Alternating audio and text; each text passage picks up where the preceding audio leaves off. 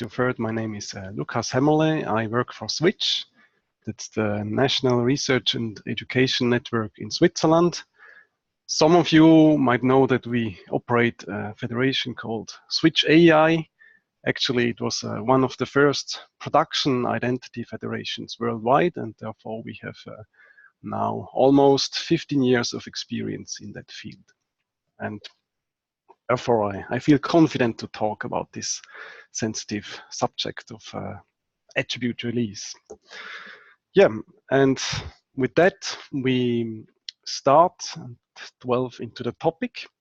I hope that by the end of this webinar, you not only understand why successful attribute release is crucial for the researchers to collaborate together. Hopefully, you also will understand how you can configure your IDPs or shape your federation to improve attribute release using entity categories. And last but not least, you hopefully will know what is a good eduGAIN IDP citizen. So these are the goals for today. And well, the slides you will see, they are not all created by myself. Actually, the ARC project created some of the content a few years ago, and we thought, well, it's a good thing to reuse the content for this webinar, but also for the mentioned online course that will be available soon. Now, we got some help from Irina, of course, and the Share Learning and Development team. So they helped organize not only this webinar, but also create the online course. And I'm very grateful for this because attribute release is an important topic, and we have yet some homework to do in that area. Now, if you're completely new to identity federations and eduGAIN, then you might have a hard time in this following hour, because well, we assume that you have some knowledge already in these areas. If you don't have, then please have a look at the ARC Project Federations 101 page, which gives you a nice overview about these topics. Or have a look at the online course, which also will include a bit a larger introduction section about these topics. Now, this being said, I hope that you already know the terms IDP, SP, Discovery Service. You probably are a federation operator yourself. I know that there are some among you who operate the federations, and therefore I assume that these abbreviations shouldn't be completely new to you. Okay, and now before we start, maybe Irina, can you make sure that the participants are muted, because there was just one participant whose mic was not muted. Okay, so first topic, attribute release problem and research. So why is this a problem at all? Now, as you might know, eduGAIN was created well, many years ago, and it went in production operation in 2011. And of course, building a worldwide infrastructure is not an easy task, so we had to face several problems. Initially, well, the problem of eduGAIN, the main problem was that, well, we had too few federations participating, but nowadays we have 62 out of 79 known academic identity federations, so problem more or less solved. Then another point of critique was a few years ago, at least, that, well, there were not enough organizations within these federations participating in eduGAIN, but it turns out, well, this is getting better and better as well. In fact, roughly 63% of all organizations in in federations that are in eduGAIN are actually also in eduGAIN. Now, the one issue that more or less remains nowadays is attribute release. It's getting better. In fact, just before this webinar, I got an email from a Clarin researcher who stated, well, it has been worse a few years ago, so things are improving, but still there is some work to do in that area. And well, also important to know is that bad attribute release doesn't affect only eduGAIN. Also, some federations nationally suffer from bad attribute release, which causes some troubles there. So that's what we are working on, improving attribute release. And we do this, well, for us, of course, but also for researchers. Why for researchers? Well, research today is more and more international. There are some papers that are written by a few hundred people or a few thousand people, if you think of some CERN papers, for example. And these people, they need to work together. They do this using online tools, web-based tools, which often are federated. And well, often these tools, they need some authentication or access control, and therefore they need attributes. And well, what happens if you want or must use one of these tools to collaborate with your fellow researchers and you don't get access because your IDP doesn't release the necessary attributes? Well, it causes problems, and therefore it hinders research. So researchers then have to debug the problem and spend time that they would rather invest into actually researching the latest gravitational waves topics, for example, instead of solving identity management problems. Now, attributes are needed by services for the following purposes: for access control.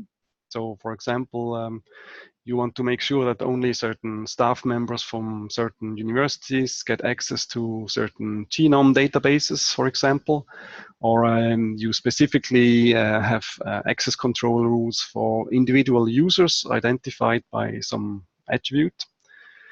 Then authorization, it's closely related to access control. Here, often you have an attribute that gives you the right to perform certain actions. So one example is the common lib terms entitlement attribute, which is used by publishers to decide if a certain university member, for example, should be granted access to papers and journals. And last but not least, user identification is also something that attributes are used for, maybe to personalize a website, for example, to store a user's settings or his previous searches on a particular web application. So these are the main uses for attributes. Now, before you can use these attributes, you have to get them. Now, let's have a look at how attributes are sent from a user's IDP to an SP. In this example, we have a user at the top. He wants to access maybe a cloud service, an eduGAIN enabled cloud service. So he goes there. Cloud service doesn't know the user yet because he doesn't have a session. So the service sends the user eventually back to his home organization's identity provider. There, the user typically provides username, passwords, and is successfully authenticated. And now what should happen is that the IDP releases attributes to the service provider. Now, in too many cases, this doesn't happen, and the user is then sent back to the service provider with no attributes or too few attributes, which triggers, in most cases, an error on the service provider. And this, of course, is not what the user is happy about. Now, on this slide, you see one of those errors. Actually, that's one of the nicer errors you get. It's from a CI logon. That's a popular service that issues X509 user certificates based on a federated login. What you see in this message is, on one hand, the attributes that are missing, and you see a technical contact person that you can get in touch to. And as mentioned, this is a good example because all too often what the user sees is a cryptic error message and no contact at all. And therefore, well, he then is a bit confused and doesn't know what to do. And yeah, that's not the situation that we want, of course. So consequences of bad or insufficient attribute release for the user is that, well, he is confused because he authenticated successfully, but still he got an error message. Often he doesn't know whom to complain because often there is no contact information in this error message. And most of all, he cannot use the service that he desperately wanted to use for his research or his studies. It's also frustrating for the service provider because, well, the service provider can do the best job in the world, set up the service perfectly, and everything is working with most IDPs. But still, for some IDPs with too few attributes, users get an error message from this SP. So they think it's the SP's problem because the error message often well, is not that obvious or cryptic. And therefore, the SP has a problem because the user is unhappy. And most of all, the SP cannot fix the problem on its own. All he can do is display a nice error message. But in the end, to fix the cause, the IDP has to fix something. And this means the SP has to get in touch with the IDP and ask him to fix things. And that's not what SP is like, of course. The whole situation is also bad for the IDP because in the end, well, they get probably eventually some additional help desk requests from users that want to access certain services but cannot because too few attributes are released. And they also well, get the heat from not only these end users, their own users, which might be professors or students or staff members. They also get the heat of SP operators that complain at the IDP. And those together, they also result kind of in a loss of reputation, which the IDP administrator shouldn't be that happy about, of course. Now, as mentioned, it's researchers that often operate services that suffer from this problem. One very high-profile research group is the LIGO researchers. They won the Nobel Prize a few years ago for first detecting gravitational waves. And as soon as they did that, there was a mail from Scott Coranda, who often participates at our events, eduGAIN events. Well, and he basically said, well, now we have won the Nobel Prize. Can we now please get some attributes? And this nicely shows the frustration that some of these research services have with insufficient attribute release.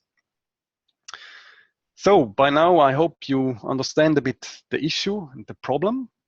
Now let's have a look at one of the potential solutions. It's one of the most promising, and that's entity categories. Now, what is an entity category? It's basically like a label for IDPs and SPs. They get these labels, which are expressed in SAML metadata, if they meet some common requirements.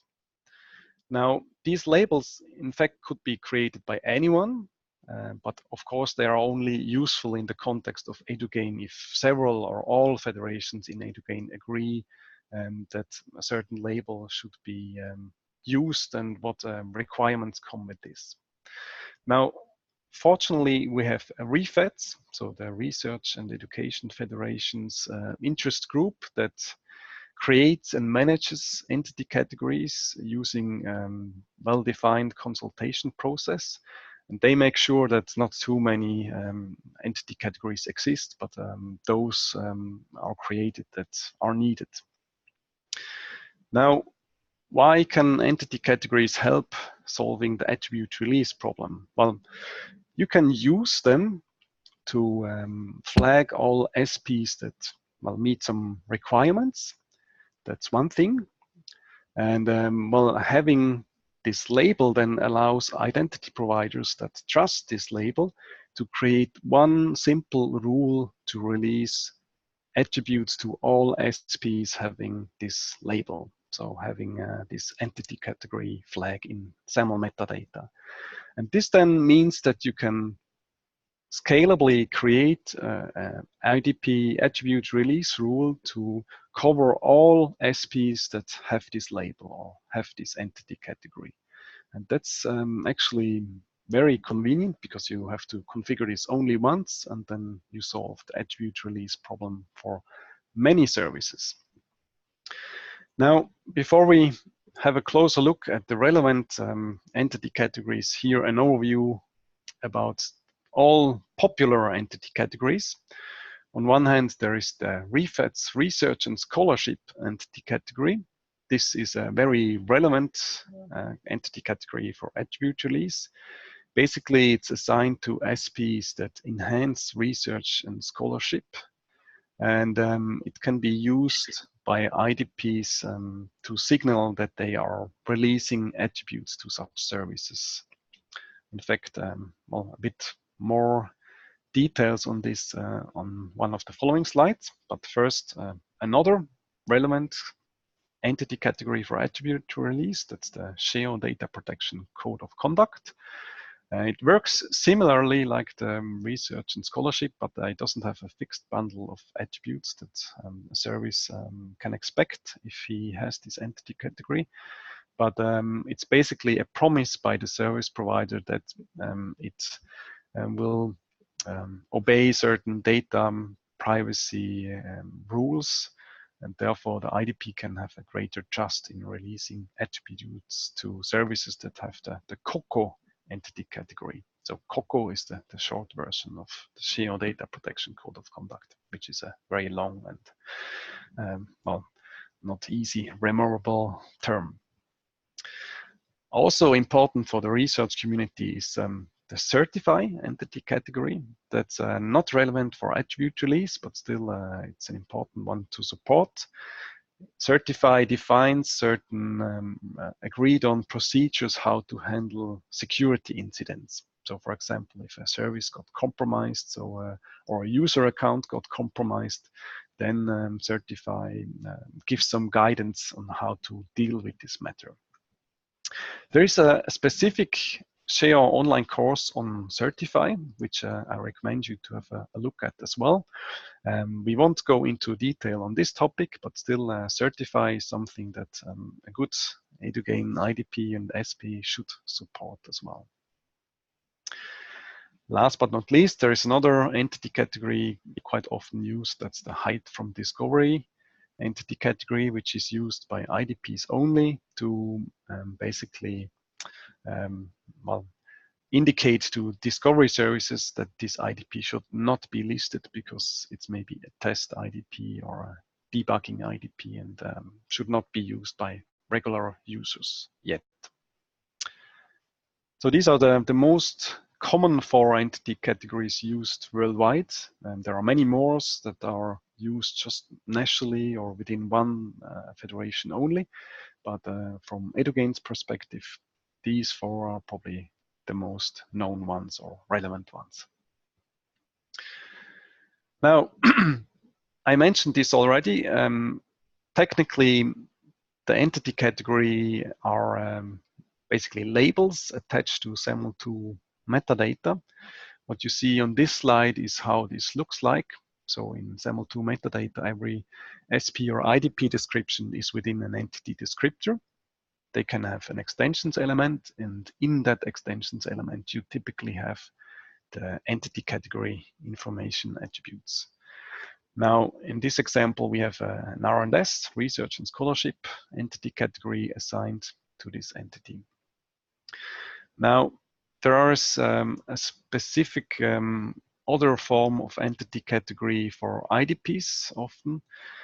They can express that they support release to R&S and COCO SPs by releasing the attributes that these SPs require or want. And if they do this, IDPs can have a known entity category that expresses support in the metadata. And what you see here is that at the end of the name here, there's support added compared to here where you don't have a support. And this one is for SPs, this one is for IDPs typically.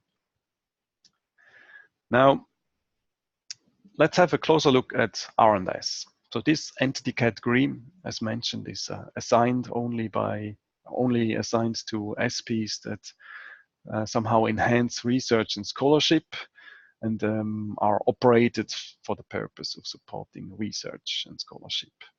Now, examples are, for example, wiki, blogs, collaborative tools, learning management systems, and of course, all services operated by research collaborations. What is clearly not an R&S service that falls into this entity category are licensed content like e-journals. So all the publishers, they shouldn't get this entity category. Now, IDPs that support R&S. What does this mean? Well, if an IDP supports R&S-based attribute release, then it must release a certain attribute bundle to all R&S SPs. So that's the agent person principal name if this value is not reassigned to users. If it is possible that user gets agent person principal name X and then the user leaves and a few years later another user gets the same agent person principal name X, then this means the value is reassigned and this can cause problems. So if IDPs do this, then they also have to release the agent person targeted ID, which ensures that there's a unique value for the user. Display name should be released or given name plus surname. Mail should also be released, and it's strongly encouraged that the agent person scoped affiliation is also released, even though this is not a must, but it's very much recommended. Of course, there are a few more details on R&S, but there's a specific page on R&S, including an FAQ for some kernel cases, where it's not always clear if an SP should be in the R&S entity category or not. Moving on to the GEO Data Protection Code of Conduct, in short COCO or DP COCO. It was created years ago to meet the requirements of the EU Data Protection Directive before GDPR. It can be assigned unilaterally by an SP, so any SP in the EU or some other countries that have similar data protection laws can declare that they have the COCO entity category support. And this means that they are willing to obey certain data privacy requirements that are defined in this category. Now, it is expected that home organizations or IDPs are trusting this entity category and are therefore releasing more attributes to service providers who promise themselves to be conformed to the rules defined in COCO. That was the main purpose why this entity category was created in the first line. Now, as mentioned, COCO has currently a bit the disadvantage that it can be assigned only by SPs in certain countries, so in all EU countries and some other countries with similar data protection laws like Switzerland and I think Canada. A few others as well, which are listed on the Code of Conduct page. And basically the idea is that SPs with the COCO entity category, they get the attributes they define as required. And for that, they have to publish data privacy policy page mentioning which attributes they require as well and for what purpose they require the attributes, who can be contacted, in which country the service is operated, etc. So if an SP wants the COCO entity category, it has to create such a privacy policy and make this public. And there's even a tool that checks all services that have the COCO entity category if they have such a policy, if it's public, and if it mentions the code of conduct. Yeah, IDPs supporting the code of conduct based attribute release, they should release attributes that are required by COCO services. And well, ideally, they also provide the user that wants to access a COCO service the URL during logging to the privacy statement of this service, so the user can inform himself about the data that he's releasing to the service. Yeah, so much on these two main entity categories that are important and relevant for attribute release. Now, you might wonder how you can configure your IDP to actually use these entity categories to release attributes to services that have them. Now, it would be a bit costing too much time to go into the details, but I have two URLs for you, 2 pages that give you a few more details. Basically, with Shibboleth IDPs and simple SAML PHP IDPs, it's relatively easy to create such rules. For other SAML identity provider implementations, it's probably not that easy, but often you find people who have managed to do this, and then you can try to ask them for help. And with this, we conclude the topic of entity categories and how they can be used. And we continue to the next topic, which is about user consent and some legal aspects. Now, releasing attributes in the name of the user is well, very easy technically, but well, there are some legal concerns that you should take into account as well. It's in the end about finding a good balance between data privacy and releasing just any attributes so that the user can access a service and it's likely that the service works. So there are a few risks with the latter approach. So if you just release all data that you have about the user to the service, even though the service doesn't require it, then well, sooner or later there might be users that ask questions, and in the end, being a good IDP admin is also about making the users happy and making sure they are not angry because you release too many attributes about them, for example, and therefore, yeah, you have to find a good middle ground. In the end, there are well, are some considerations, at least for RNS-based attribute release on the page given here. So Irina will post a link, which also touches on the subject of the European General Data Protection Regulation, which was put in place last year. Yeah, releasing too much or too little or just enough. From an SP's point of view, the SP is happy if it just gets all the attributes it asks for and requires. From the user's point of view, with today's Facebook generation, 95% of the users, they don't seem to care. They just want that the service works for them. But then there are these other 5% of privacy fanatics, so to say, which care very much, and you have to make sure to also please them to some extent and don't make them angry. Now, from the laws, data protection laws point of view, in most countries, also those not in the EU or not under GDPR, there is the data minimization rule in place, which basically is that US IDP administrators should release only as much data as is required and not more. Also, having the user consent to the release of his data is something that is part of many law regulations in many countries.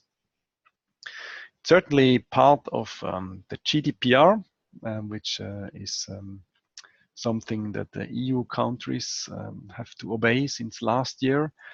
And well, in eduGAIN, GDPR was also quite a topic, but then, well, there was quite some confusion last year, and many discussions took place, but in the end, it didn't change that much because it seems that our community was already quite privacy aware, even before GDPR, and therefore, well, at least in my case, we didn't have too many things to change. Now, one topic of GDPR is also user consent. And there the question is always, well, when is user consent needed? When is it helpful? When should it be implemented? But before that, what is user consent at all?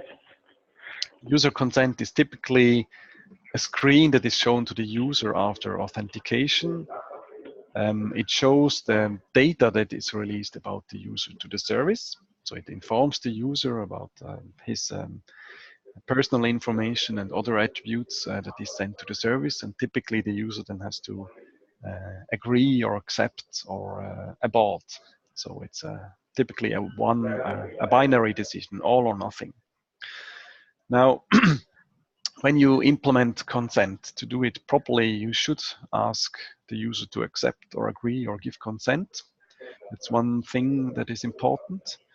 And there should also be a reject option or a cancel button to abort login, which gives the user choice that he can still stop from accessing the service and thus releasing too many information about him to the service. Now, consent has been quite a useful tool in our federation, at least. So it helps increasing the transparency and acceptance for end users. Of course, there are also some complaints from the e-learning administrators often, because they think, well, this is an unnecessary step in between the login and accessing the service. It confuses users, etc. But these voices, they are not so loud anymore nowadays than they used to be a few years ago. Now, while it is while it is helping to increase acceptance, user consent is not a silver bullet for all cases where people are not sure whether they can release attributes or not. So we had a few discussions with many people, among them also Andrew Cormack from GISC, who kind of is our community GDPR specialist. And from what I discussed with him and understand from him, these are a few reasonable recommendations, even though this is not legal advice. But apparently these bullet points here seem to be more or less reasonable nowadays. So for SPs that are operated in the same organization, no consent is needed typically.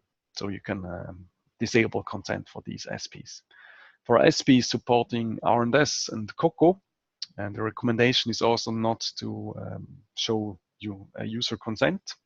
However, you can show as IDP administrator an information screen, which, however, should not have a cancel button and should not ask the user to agree, accept, or consent, because then it would be a consent screen. Still, this information screen is probably useful in some cases to show the user what attributes are released about him to the service.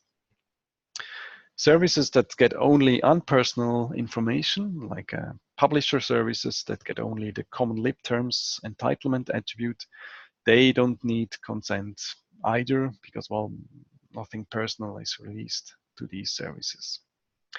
For all other services, it depends a bit. If the service is essential for work or studies, then typically no consent should be displayed or must be displayed. For services like online shops that provide discounted goods to students and therefore are not essential for studies, for them it's probably good if consent is implemented, because then it's up to the user to freely give his consent or not. Because, well, the user typically is not forced to buy a discounted laptop.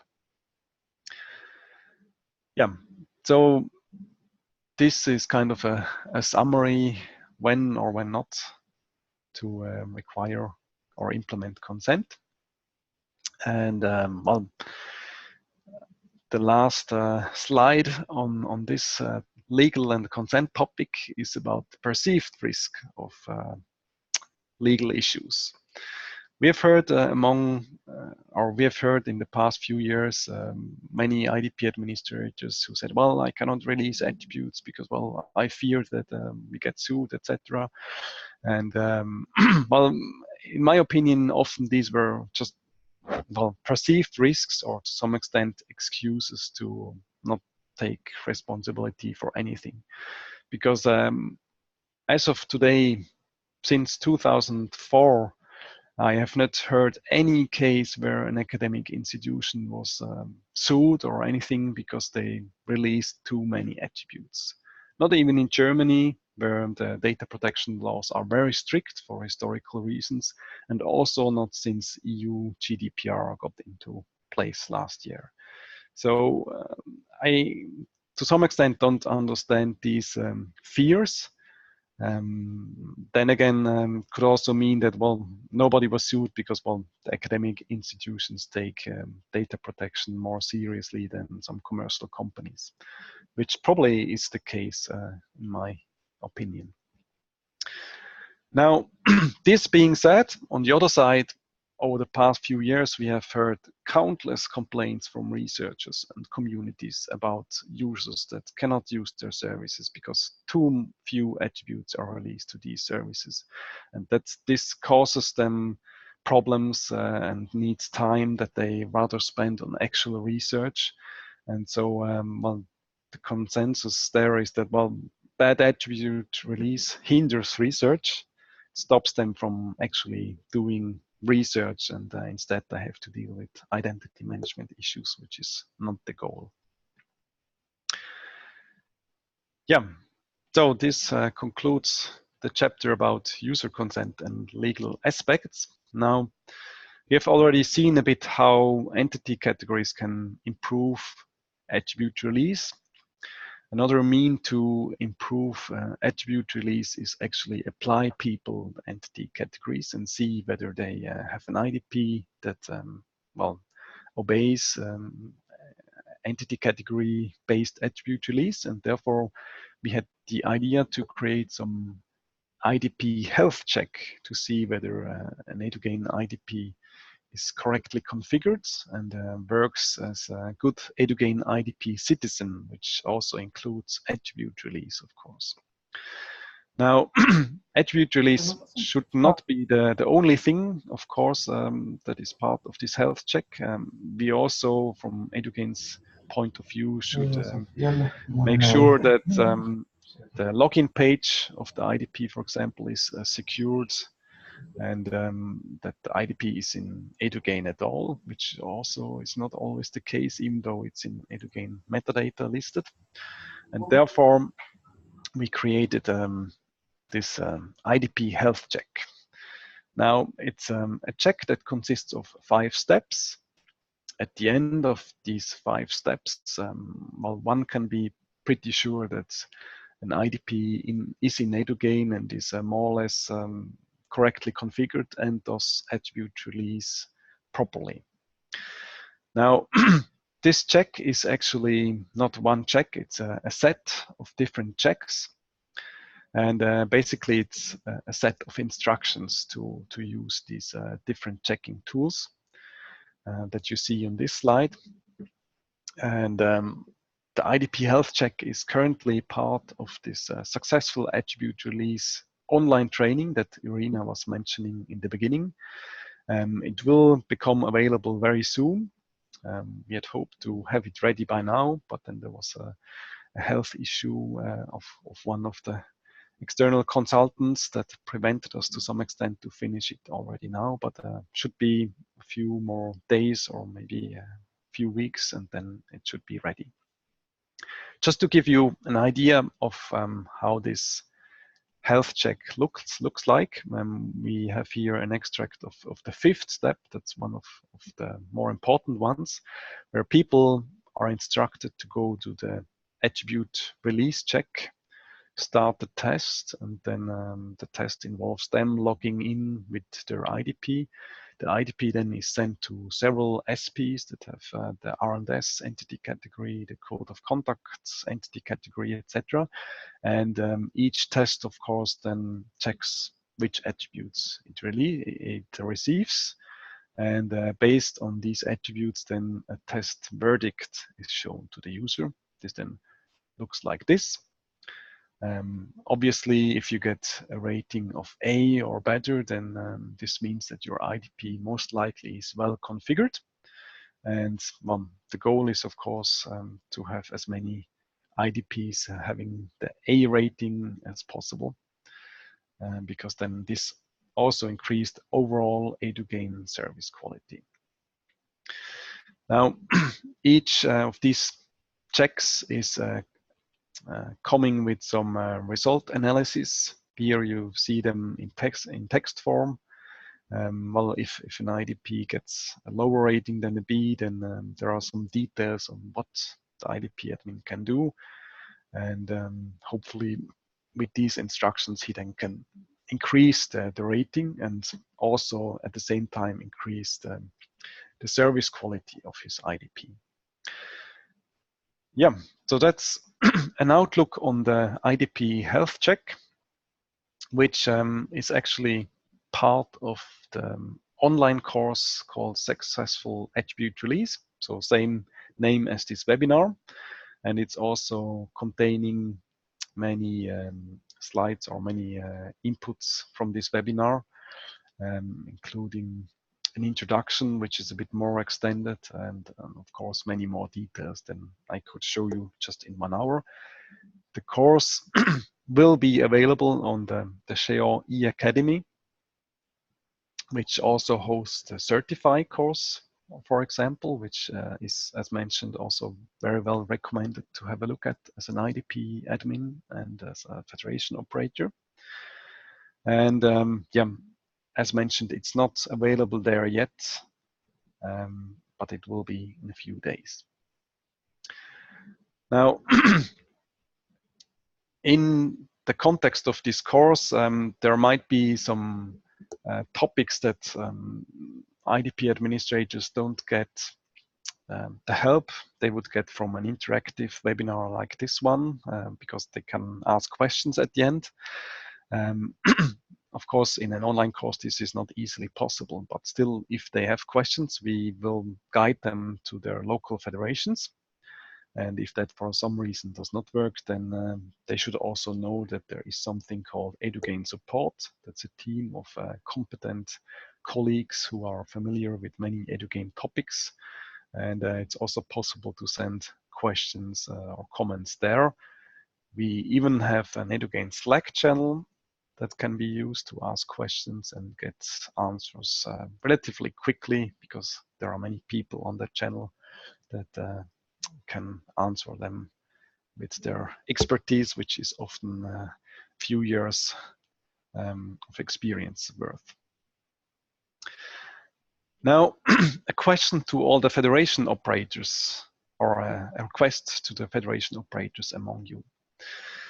This online training is aimed at IDP administrators. However, for different policy and other reasons, eduGAIN cannot directly contact IDP administrators in the different national federations.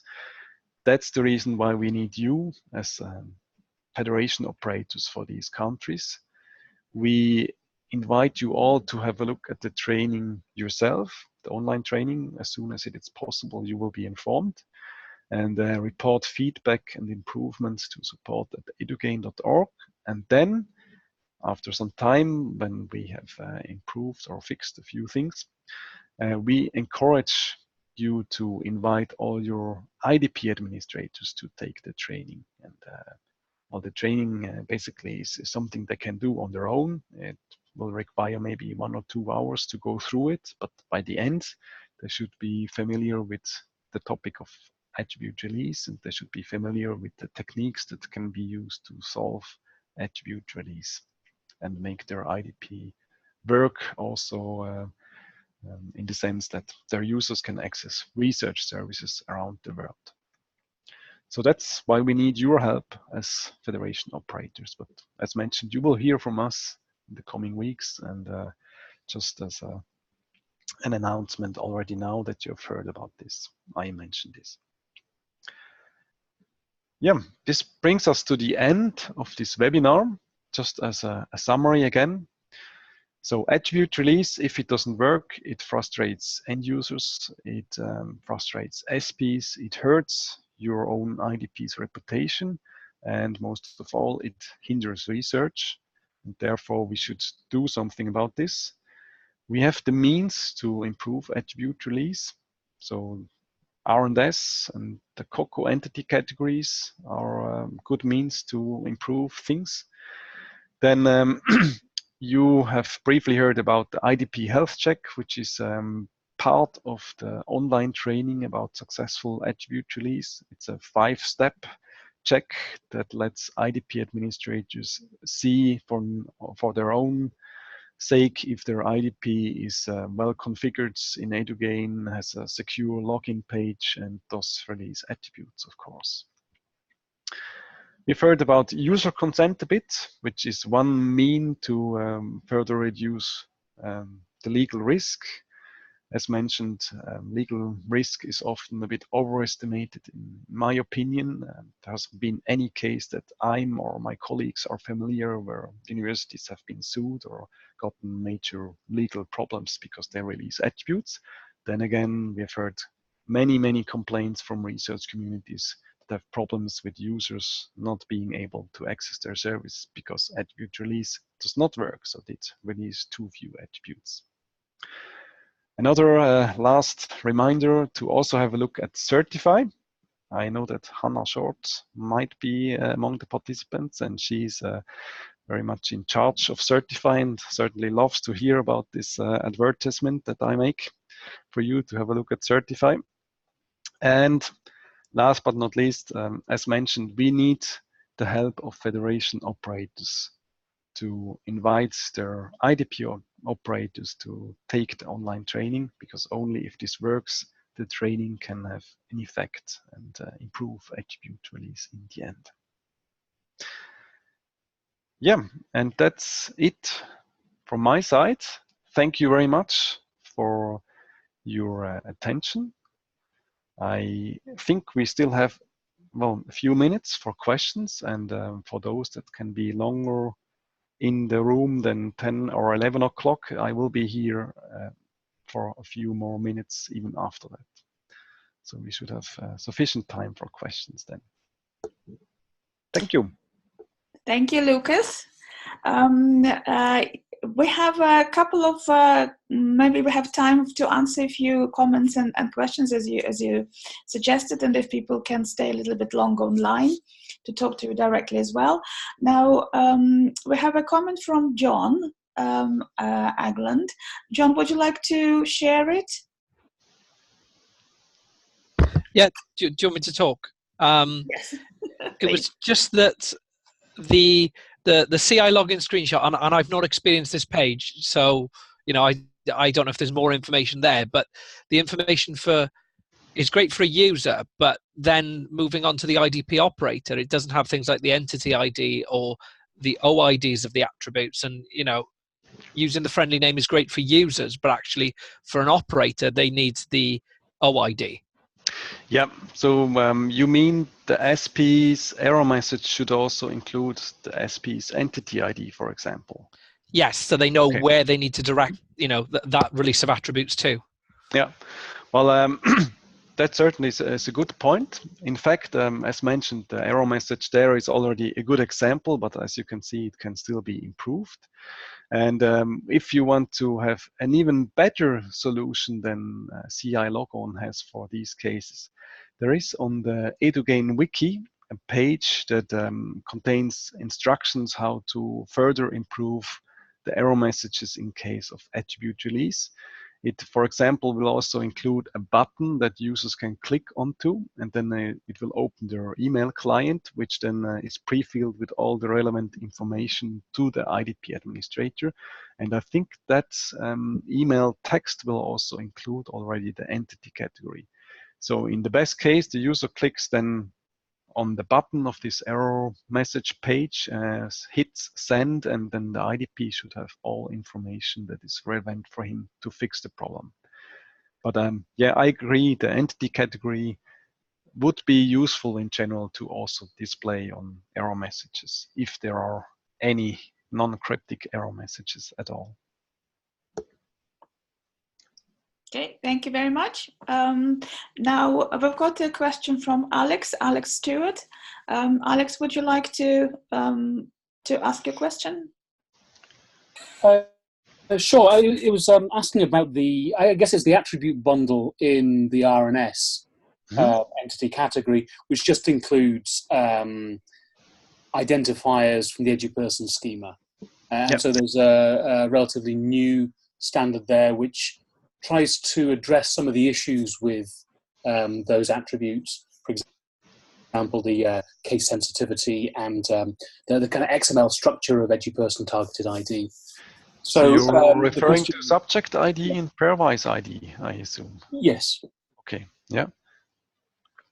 And your question is whether... The question is, yeah, are IDPs going to release that? And this is a bit kind of chicken and egg. Are the SPs going to request it? Are the IDPs going to release it? How do we move to that kind of situation?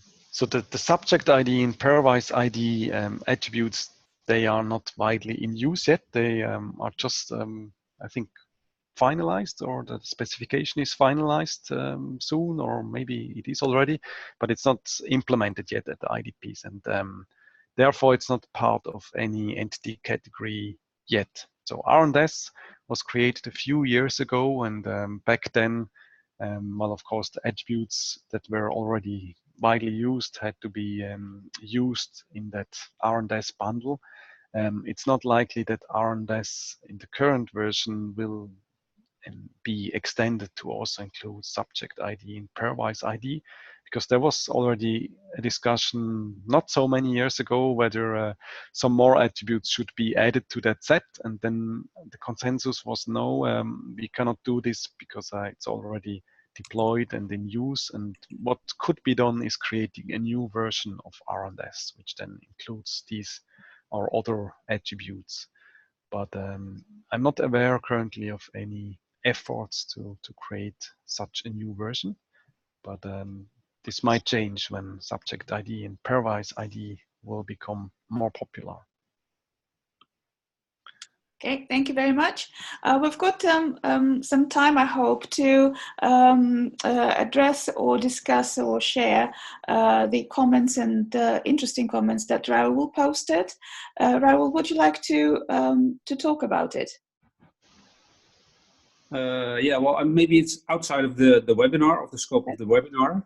So I do understand what Lucas has presented, and I think it's a nice storyline. Before we have actually release of attributes, we see that our IDPs are hesitant in connecting to SPs because of the reasons I put in the chat.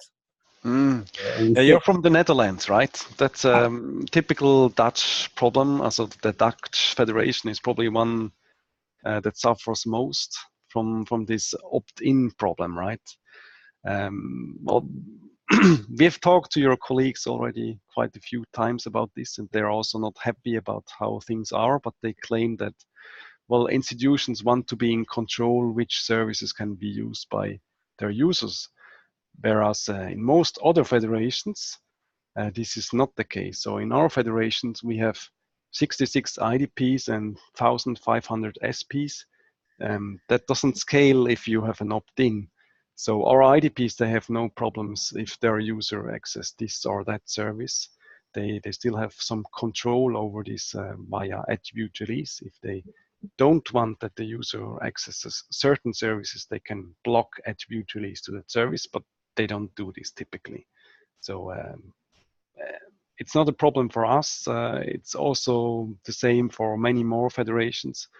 It's mostly for hub and spoke federations an issue, and the Serve Connect Federation is a hub and spoke federations because they at some point thought, well, it's a good idea to have this opt-in, and institutions got used to it, and now it's difficult to get rid of it, which is of course a bit a problem if you then join eduGAIN with a few thousand SPs and you cannot ask the institutions to accept connectivity to each of every of these 2,000 or 3,000 SPs.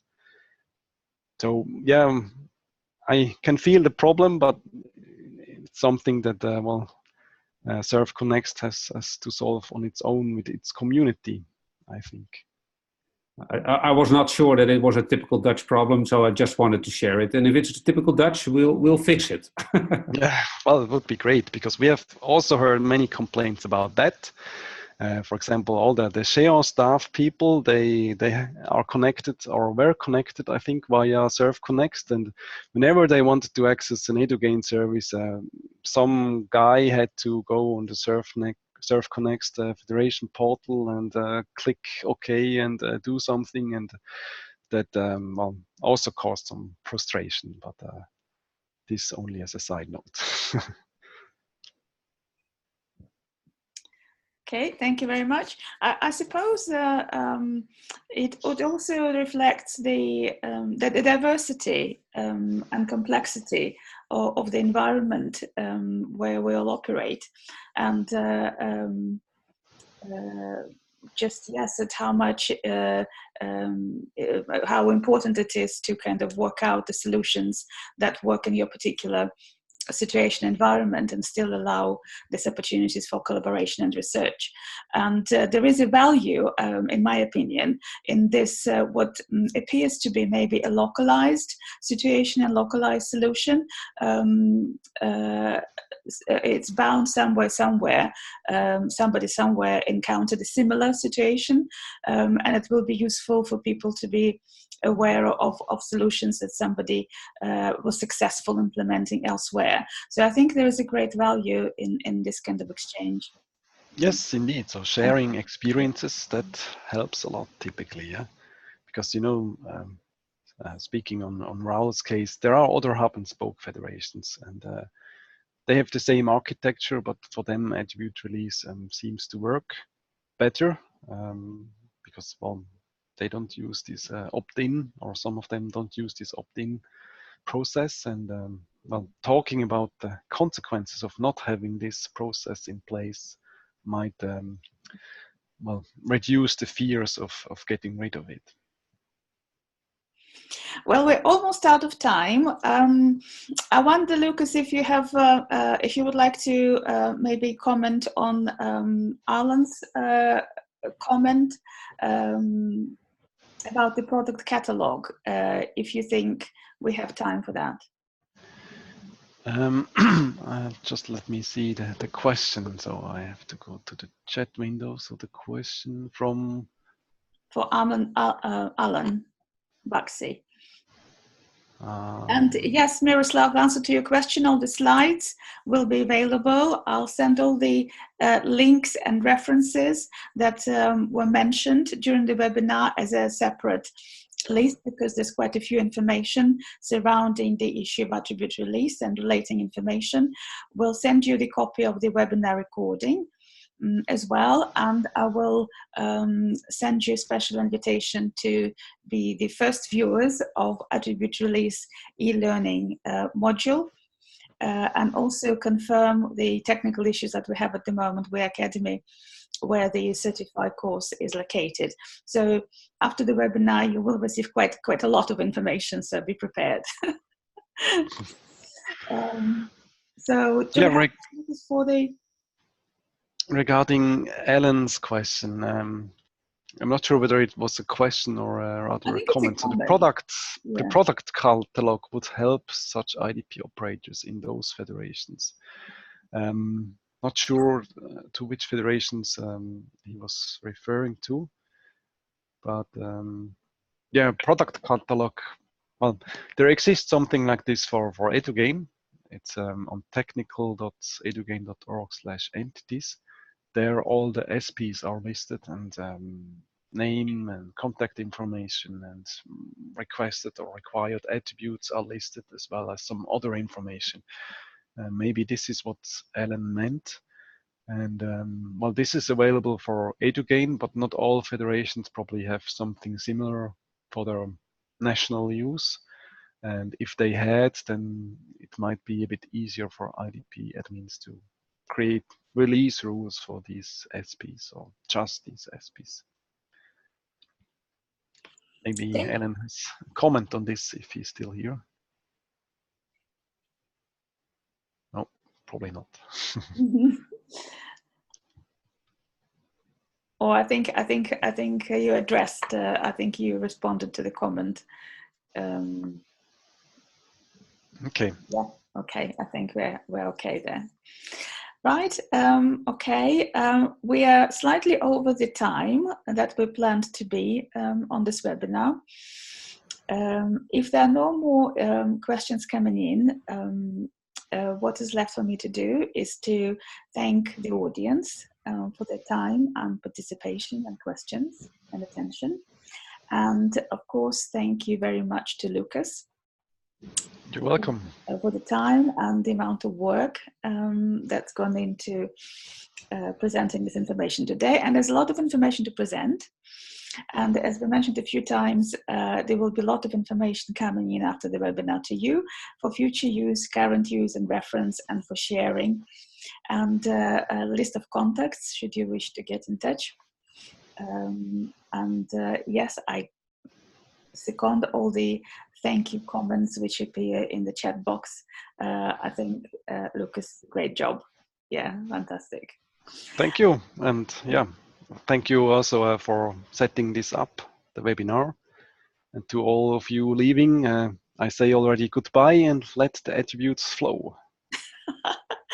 Well, it's a great note to finish really the webinar on a high note. And perhaps maybe we should make that last sentence the title of the e-learning module. It's much more catchy. Let the attributes flow. True. Great stuff. Okay, well, I'm closing the webinar down and saying thank you very much once again to everyone, and goodbye, and have a good day if you still have a good day in front of you. And hope that we'll meet again on the other webinars. And by all means, get in touch with Lucas for further questions. And as Lucas greatly put it, let the attributes flow. Fantastic. Okay, all right, everyone. Bye-bye.